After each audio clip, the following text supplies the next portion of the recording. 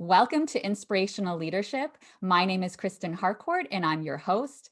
I'm an executive coach and professional speaker, and I created this show for anybody who's new to really talk about what it looks like to humanize the workplace, to transform leaders, and talk to CEOs, HR leaders, and experts who really are passionate about what that looks like to improve culture and ultimately help leaders to go on that inward journey so that they can be the best versions of themselves and create that ripple effect within their organizations. And I'm really excited for today's guest because he has a lot to share in this area. We're going to be speaking with Bretton Putter. Brett is the founder and CEO of CultureGene. He's the author of 2 books, Culture Decks Decoded and Own Your Culture. And Brett is a leading expert on startup and high growth company culture. Welcome to the show, Brett. Kristen, great to be on. Thanks very much for having me. And this is a global audience and a global show. So I'm right now in Toronto, Canada, and I'm speaking to Brett, who is currently in Portugal. So we're all experiencing different things in the world. Some things actually we're noticing, experiencing together in some ways. But Brett, I'd love to start off by getting a little bit more insight on your journey when it comes from the career perspective, because you've had a really interesting journey. You were in executive search for a while. You've got your own company now. Tell me a little bit around what got you to this place you're at right now. Yeah, so I ran an executive search firm out of London for 16 years and typically working with, once again, early stage, high growth, venture capital backed companies. And about 5 years ago now, I was lucky enough to work with 3 companies almost in a row where the CEOs all had a very clear understanding of their culture. And this is quite rare because I didn't normally have these conversations about culture. And actually, I was asked to find candidates with the right skills, the right experience, et cetera, the usual stuff. But I was also asked to find candidates that matched the values of the company. And this was a radically different approach. It was a much harder search to do. It took much longer because searching is not easy. People don't fall off trees into your lap in executive search. You've got to go and find them. And the process was harder. But actually, once it got to the interview stage, that was where the penny dropped for me. The candidates that were a good fit with the values and the hiring managers, the CEOs, those conversations were really different. And it was almost like the exact sort of metaphor I give is it was like 2 people who'd never met before, but it was as if they'd been dancing tango for 10 years. It was just wow. And then, so that part of it really blew me away. And then actually the impact that the successful candidates had on those companies really moved the needle for the companies from a culture perspective, but also from a results perspective. And so I then decided this is the missing link. And I thought it initially was the missing link for startup companies and high growth companies. But I then realized it's just the missing link in business generally. And so I decided to make this my life's work, and I found my passion. I'm really fortunate. It's like I was given a gift, and I love talking about, learning about. I love hearing about culture and what people are doing and what people are learning and how people are getting better, because this has such a positive impact on companies and the people who work in those companies if you get it right. Yes.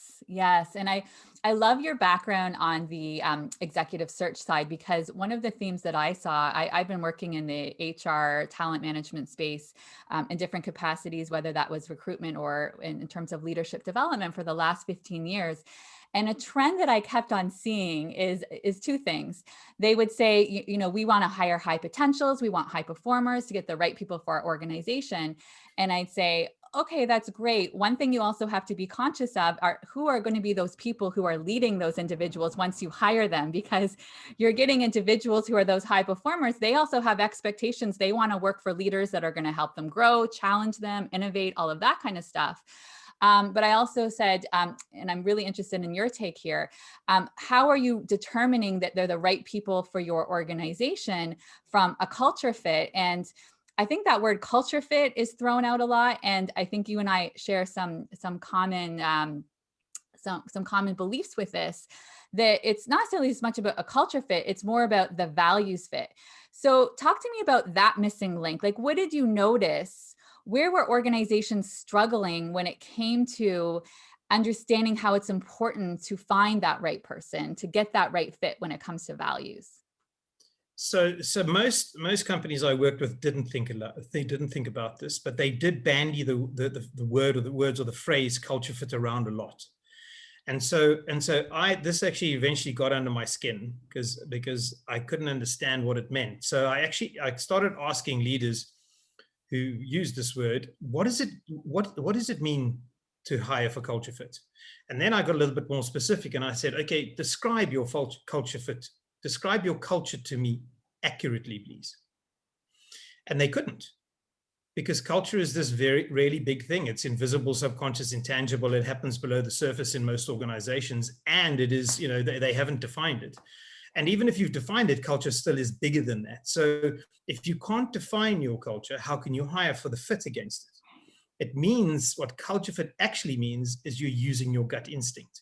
You're using intuition. And that's kind of okay if you've been doing this for 30 years and you've interviewed hundreds and hundreds of people, but you still make mistakes because your gut instinct is based on you and your intuition and how you're feeling that day. It's very human, and it's not consistent, and it's not, your feelings.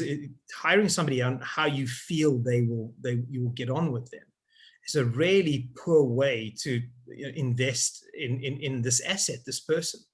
And so, when people say they hire for culture fit, there's a little part of me dies every time until I fight it back and I say, no, it's impossible. And then we go and we have this conversation and most people go, okay, then what do I have to do? And this is to your point, Kristen, about values. It's defining those values, because your culture changes over time. If you've done a good job with your values, they are consistent over time. They may change a little bit, but they are more consistent. So you have a consistent anchor within which to evaluate candidates against. Yeah. Yes.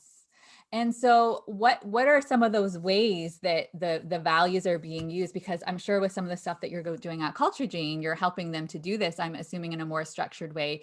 Because as you were speaking, something else that shows up to me when you think about using your instincts, what can also happen is unconscious bias can start to show up, right? So something about that person reminds you of somebody you didn't like before, their mannerisms, or even sometimes I remember reading some things where it could actually even be the way that person looks and is dressed can remind you of someone that you didn't like many years ago. So now all of a sudden you're thinking they're not the right first person for the job.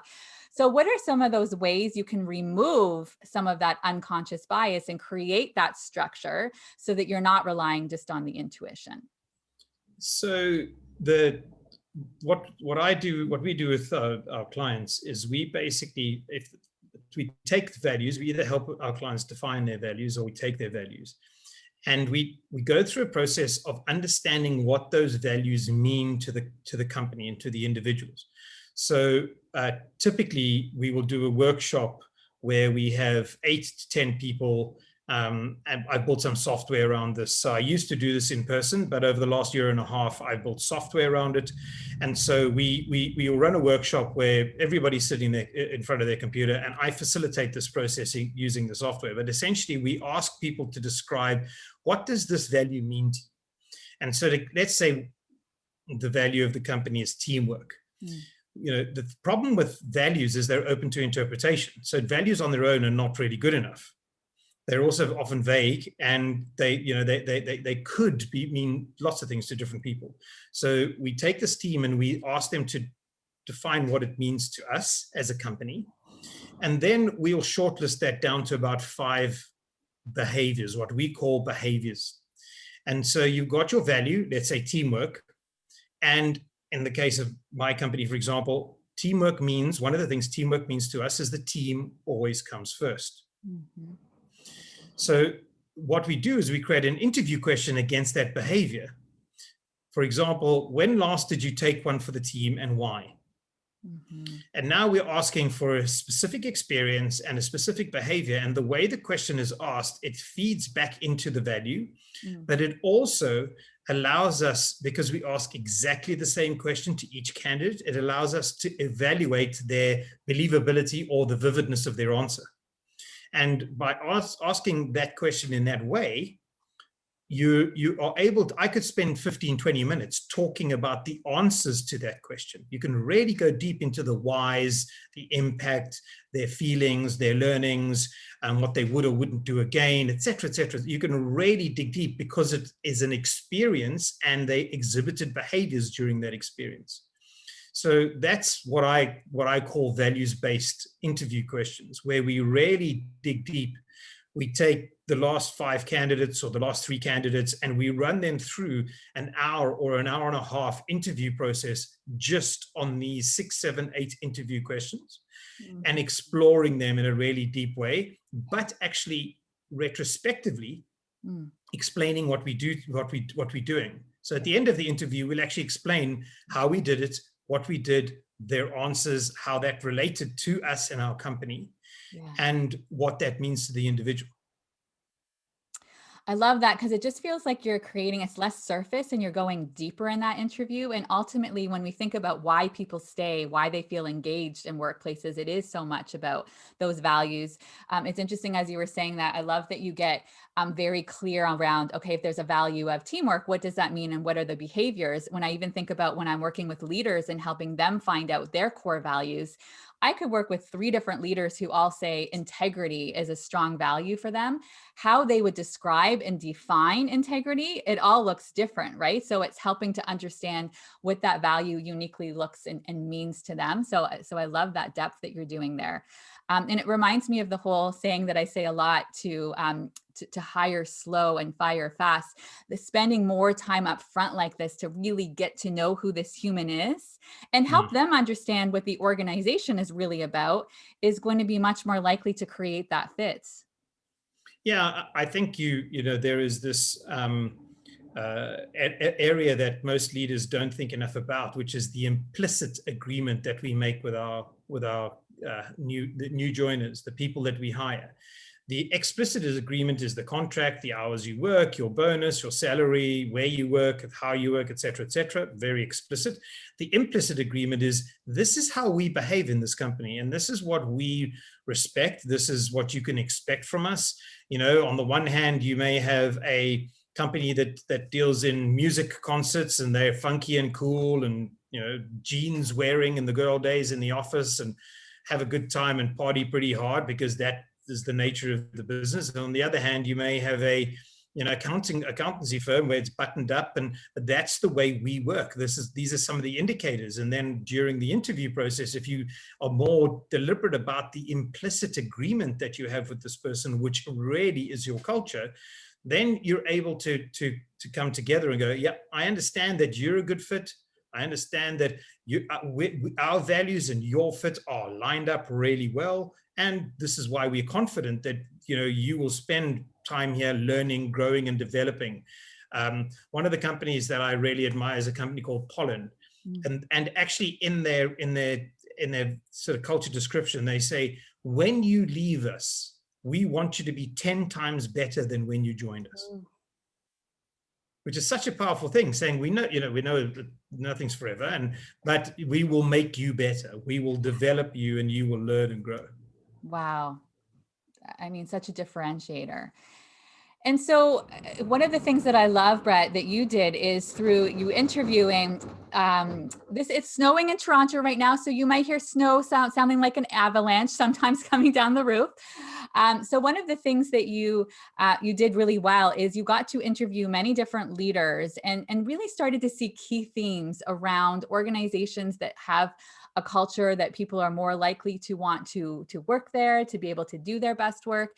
And I love one of the statistics that you shared, that you had to interview 500 different leaders to then finally get to 50 leaders who really, really spend the time to get clarity around who they are, what their culture is. Almost feels like the kind of people that they want to bring in and help to grow and develop. But then 9 out of 10 companies aren't doing this. So I'm really curious around, of the 9 out of 10, the other percentage that are doing this, what are some of those themes that you saw with these, like you were just talking about the previous company, what are some of the themes you were seeing around these cultures you really admired? Yeah, so that's a great question. it's one of the reasons why it took me is I'm not a very good writer. Is the first reason it took me a long time to write the book. But actually, I had to speak to a lot of companies because I would reach out to my network and I'd say, I'm looking to interview people who've built a strong functional culture. And I built a questionnaire around the layers of culture. So layer one is, values, mission, and vision. Layer two is how you interview. What are you doing to interview? So stopping the bad people coming in. Layer three is how are you building a template for your leaders to live and demonstrate the living of the values. Layer four is how are you embedding this into your processes. Layer five, how are you embedding it into your functions? What do you do? So essentially, it was a very, as you went into the layers of the onion, so you got more value. And actually, most leaders I spoke to, it was just, oh no, we've got values, mission, and vision, and we hire against culture fit, and that's it. Or we're kind of doing perhaps an initiative around employee of the month, but we're not linking that back to our values. It's just employee of the month. And so that's where most of the conversations would end. But actually, when I spoke to somebody who had got into the third and fourth and fifth layer of developing their culture, it was beautiful. It was like, and most of these leaders shared immensely. Sort of, there's a guy named Nicholas Desange, who's the ex-CEO of Algolia. He just hired in a lady to replace him quite recently. And Nicholas gave me 3 hours of his time. He's running a multi-million dollar business, probably billion value now, and 750 people. But he said, I really like to share this. I want to share these examples with you. And so Nicholas gave me one of the examples. They always wanted to be an inclusive company. From day one, they were very deliberate about their values and deliberate about embedding their values. And he realized a year and maybe 2 years ago now that actually, yes, they were kind of inclusive, but really their diversity was very poor. Mm. So if you're stating certain things and you're not delivering on them, what he did is he actually built a recruitment team that was an outbound recruitment team that could only recruit people from diverse backgrounds. Yeah. And he took his engineering team from 5% diversity to 11% diversity, and they're going to take it from 11 to 16%, and then 16 to 21 as they grow by hundreds of people every year. So it's that example of a leader realizing. Another good, really good example is a guy named Martin Ruring from Gideon. Very transparent company, and transparency was one of the key elements, full transparency on the numbers, et cetera, et cetera. But he was actually asked, and it was an honest question. There was no real malice behind the question. But one of his employees asked him, Martin, what do you and the leadership team talk about at the Monday morning meetings? And Martin said, we talk about this and this and this and da, da, da, da. And then he actually thought, hold on, we're a transparent company. That question shouldn't have to be asked. So he went back to the employee and said, would you like to come and sit in on our leadership team meetings for the next 6 months? And then after that, we can let somebody else do it for 6 months.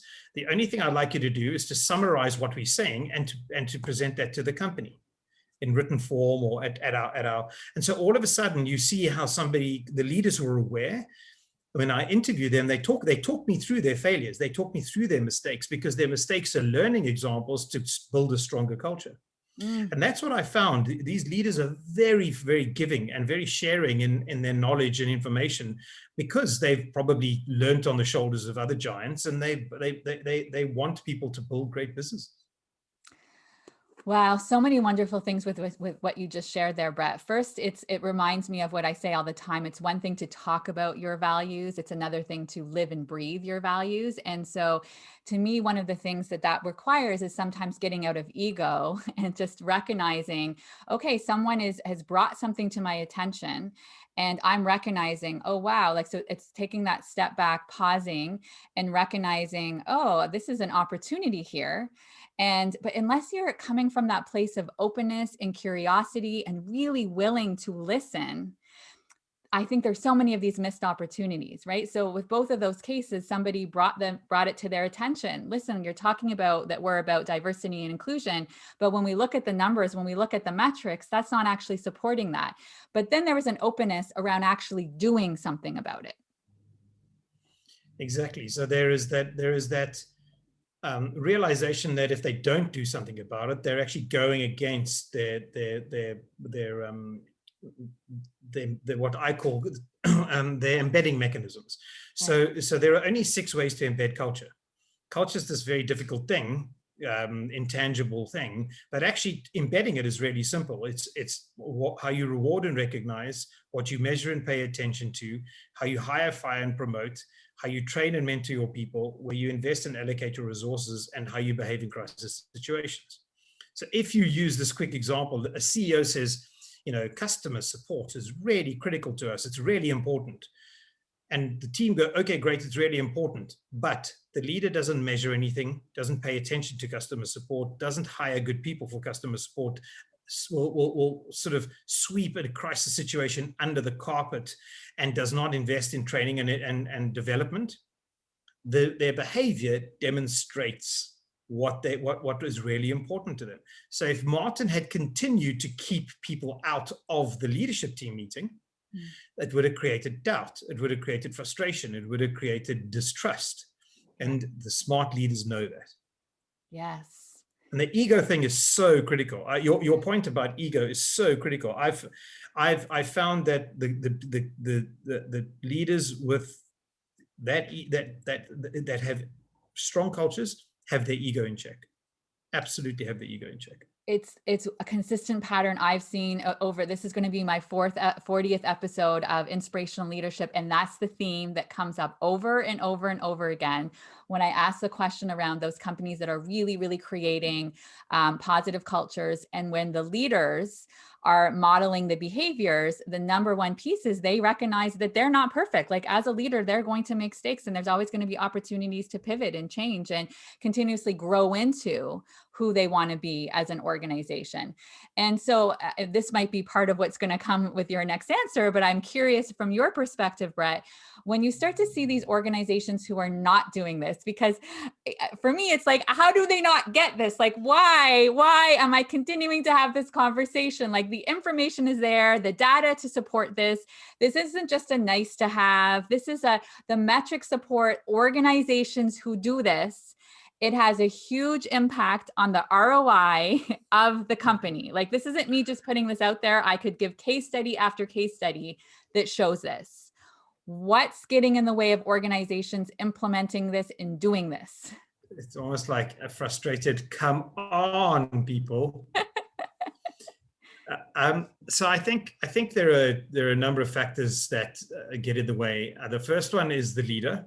So in Own Your Culture, I described 5 leader archetypes. So the first one is really doesn't care. Culture agnostic, is just going to drive their business the way they're going to drive it. They are not interested. It's going to be my way or the highway. Yeah. And those people, there's nothing you can do about them. They sometimes learn when they hit the wall or they have really bad situations, but often they don't. Yeah. The second type is the tick box CEO. So they go and say, I've got the values on the wall in those good old days when we had walls and offices. And we've printed the mats and we printed it on the coffee cups, and now I can let it go because I've ticked the box and I can carry on the way it was. The third archetype is the toe in the water CEO, and this CEO understands that culture is important, understands that it can make a difference, and will drive their business ultimately to success or increase their chances of success. But they work on their values and their mission and the vision, but then they either don't know what to do next, or they try something and it falls flat because it's not implemented properly. Mm-hmm. The fourth type is the gets it, operates on it, and really just has a natural affinity, like the CEO of Pollen, Callum, or the CEO of Skimlinks, a lady named Alethea, just understands how important it is. They are very high emotional intelligence, fundamentally high emotional intelligence. And the fifth type is the new type, the recently born, didn't realize I had to do anything, but oh gosh, look how our culture is changing. I don't know what to do about it in this remote or hybrid world. And so they being forced, dragged from the sort of culture agnostic CEO, dragged kicking and screaming into the new world, where if you don't, really your culture is degrading every day if you're still relying on the office walls that you had to be responsible for maintaining your culture. And and I do think this is going to change. This is going to change because of this generation of workers who are coming through, the millennial generation. And I think COVID is going to change. COVID is forcing culture up the stack of priorities rapidly. Yes. I love, love, love those archetypes that you've described.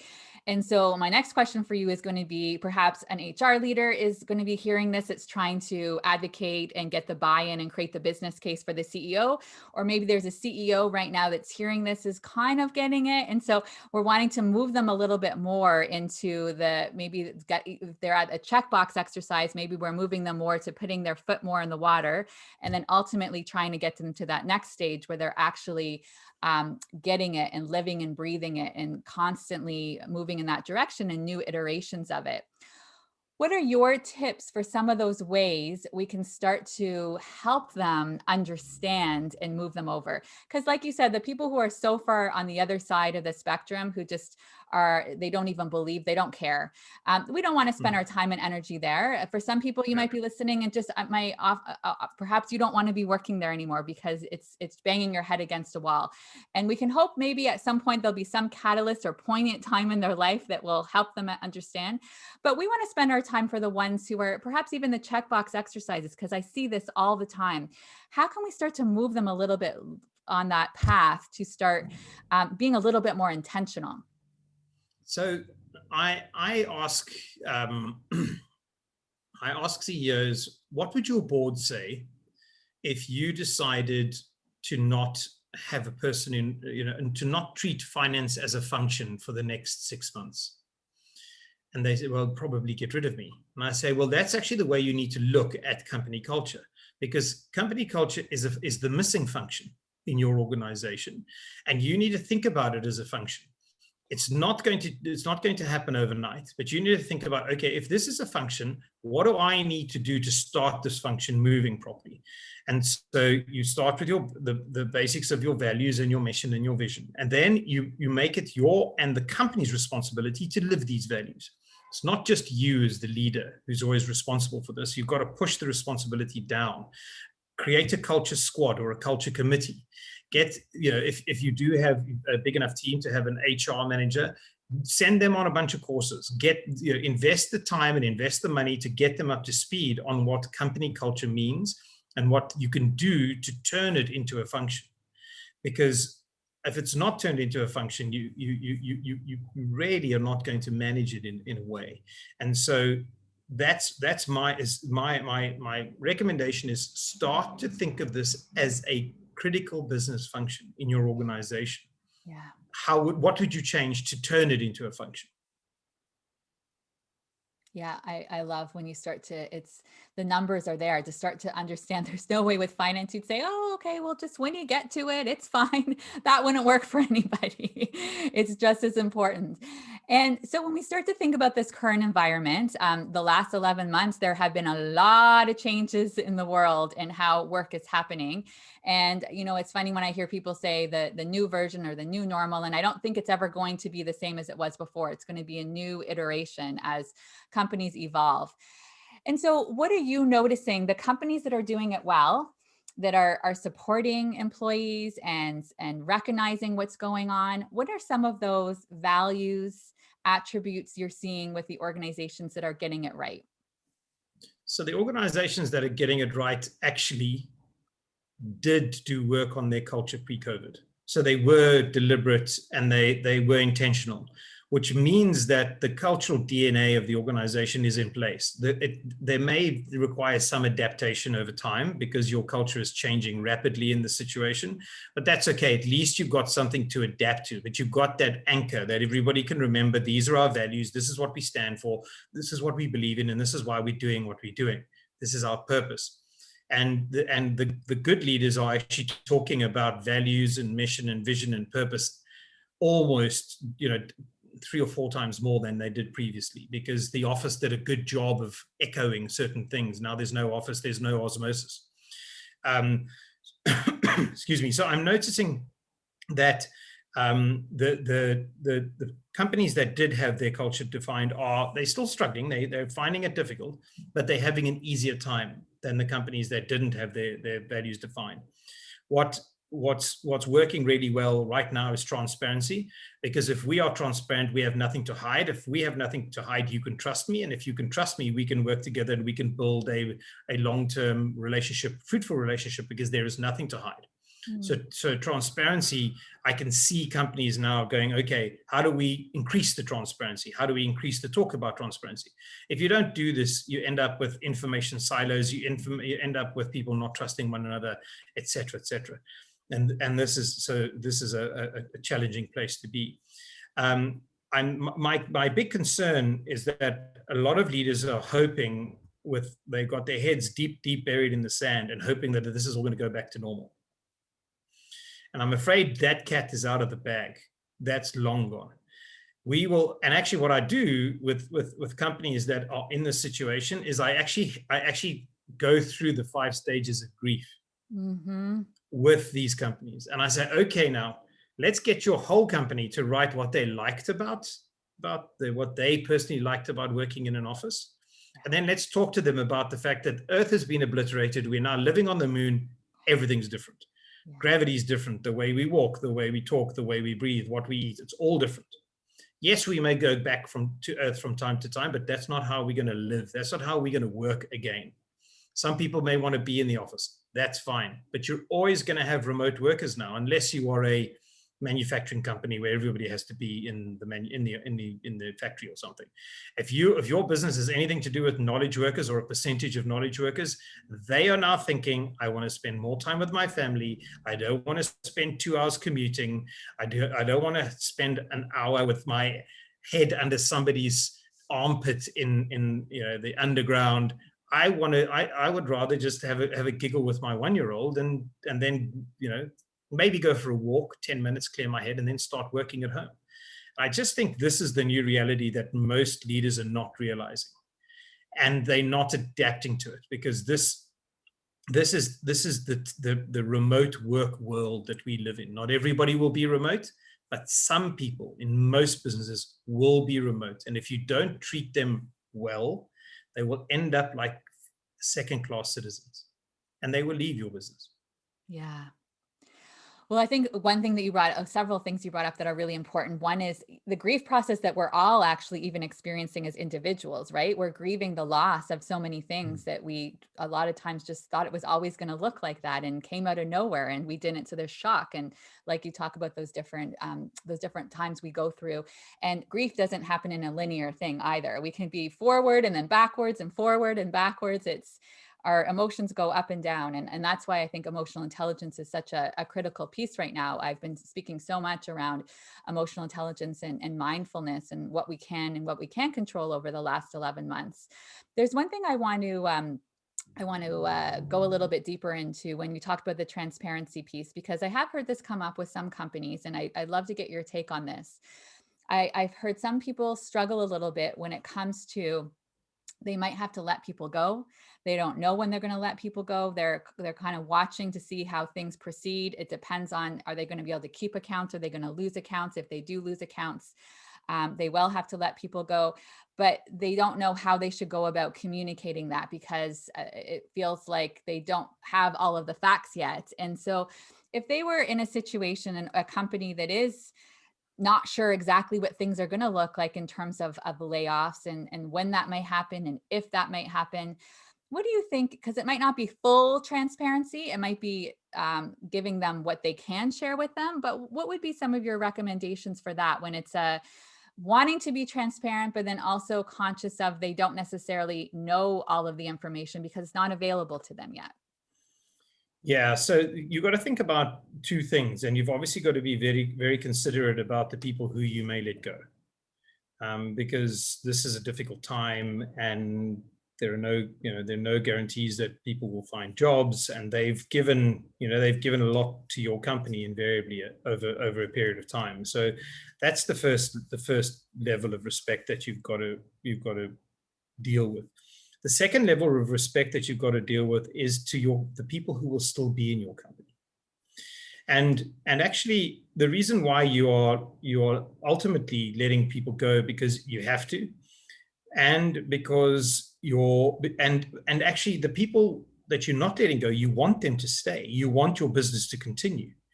So if you bring the level of transparency you can bring in a sensitive way, where you can say to your people, we're going to do whatever we can to retain this client, and we're going to do whatever we can to keep the business going, et cetera, et cetera.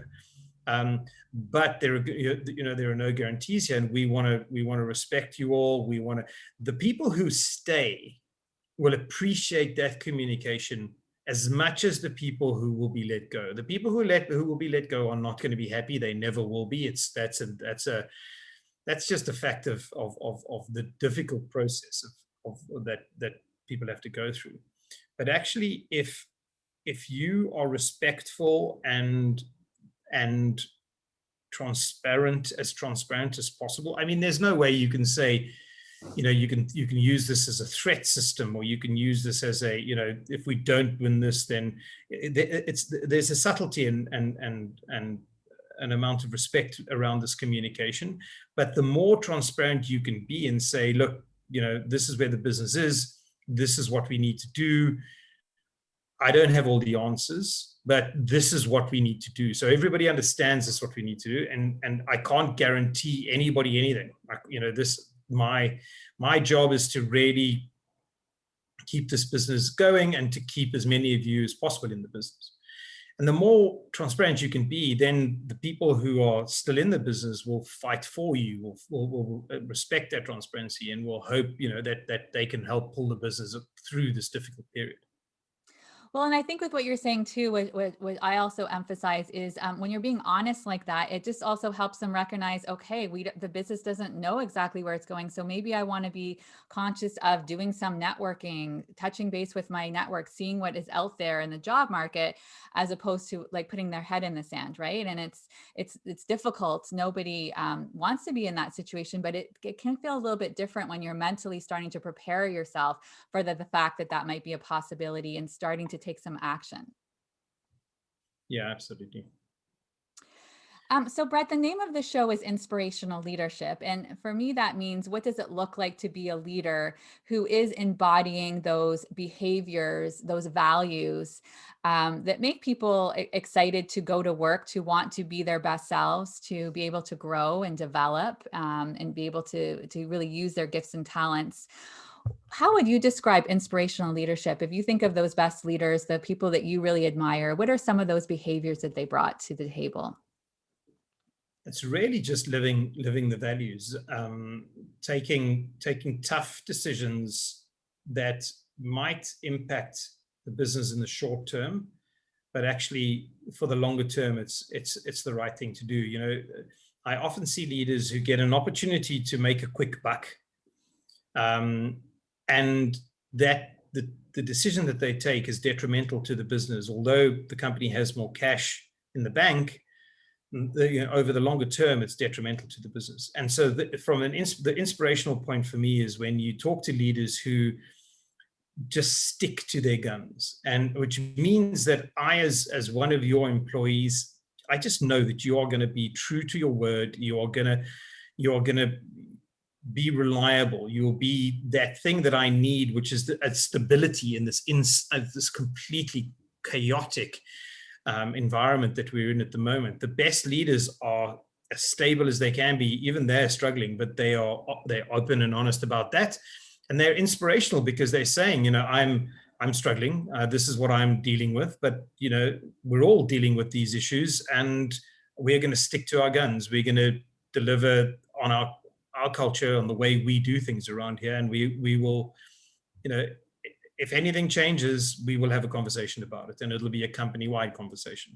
So for me, it's that living the culture, demonstrating it and living it, because then everybody in the organization can be inspired. They can trust you and trust the environment you're building.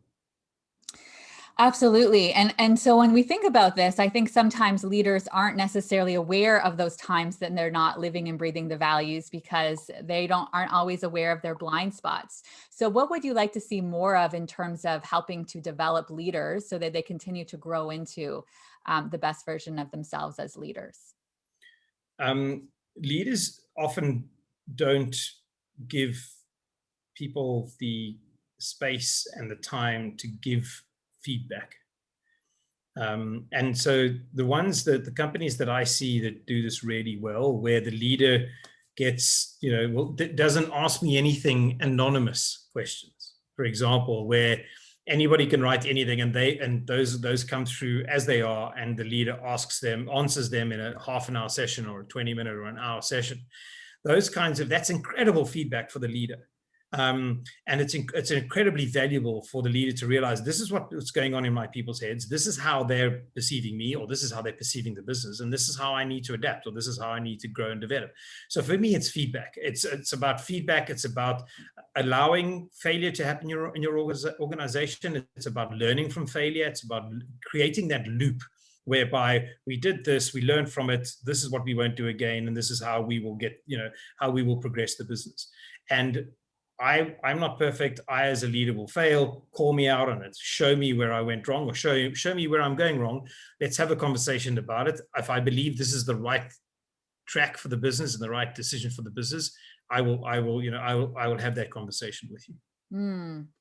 Yeah, I feel like that there can be a level of vulnerability to be able to just put it out there and let people to honestly answer and say whatever they want to say unfiltered. And so to me, it feels like they've grown some ability to be vulnerable and be with the discomfort, because of course there's going to be discomfort when somebody's giving you some feedback, but allowing everyone the opportunity to do that. And then also the other piece that shows up really strongly for me as you're saying that, Brett, is it actually creates so much more trust, because to be able to ask that and take the feedback and then do something with the feedback is trust. And then also models for those other people what it looks like for them, because I think the best leaders grow other leaders. Yeah, absolutely. Trust is, Google did a research study called Project Aristotle, and they spent 2 years trying to understand what their high-performing teams, what was it that made up the success of a high-performing team.